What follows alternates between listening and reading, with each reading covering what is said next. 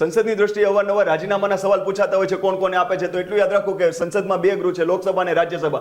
લોકો હંમેશા સ્પીક કરતા હોય તો લોકસભામાં જે ડેઝિગ્નેશન હોય એને સ્પીકર અને ડેપ્યુટી સ્પીકર કહેવાય. રાજ્યસભા રાજા હંમેશા એની પાસે સિંહાસન હોય, ચેર હોય, તો એમાં જે ડેઝિગ્નેશન હોય એના ચેરમેન ને ડેપ્યુટી ચેરમેન કહેવાય. હવે લોકસભામાં સ્પીકર અને ડેપ્યુટી સ્પીકર બંને એમપી છે, એટલે જ્યારે રાજીનામું દેવાનું છે અત્યારે એકબીજાને સંપી ગયા કે આપણે કોઈને બોલાવવું નથી. સ્પીકર ડેપ્યુટી સ્પીકરને આપે, ડેપ્યુટી સ્પીકર સ્પીકરને લેખિતમાં રાજીનામું આપી દે છે. જ્યારે રાજ્યસભાના ચેરમેન છે એ એમપી નથી અને ડેપ્યુટી ચેરમેન એમપી છે, એટલે અહીંયા થોડું અલગ આવશે. તો રાજ્યસભાના જે ચેરમેન છે એ હોદ્દાની રૂએ ભારતના ઉપરાષ્ટ્રપતિ હોય છે અને ડેપ્યુટી ચેરમેન એમપી હોય છે. એટલે ડેપ્યુટી ચેરમેન ચેરમેનને પોતાનું રાજીનામું આપી દે છે, પણ ચેરમેન તરીકે કોઈ રાજીનામું આપવું પડતું નથી. ભારતના ઉપરાષ્ટ્રપતિ પદ તરીકે રાજીનામું આપવું પડે છે. એટલે રાષ્ટ્રપતિ અને ઉપરાષ્ટ્રપતિ વચ્ચે સંબંધ આવશે. રાષ્ટ્રપતિ રાજીનામું ઉપરાષ્ટ્રપતિને આપશે અને ઉપરાષ્ટ્રપતિ રાજીનામું રાષ્ટ્રપતિને આપશે. જી કે શોર્ટ.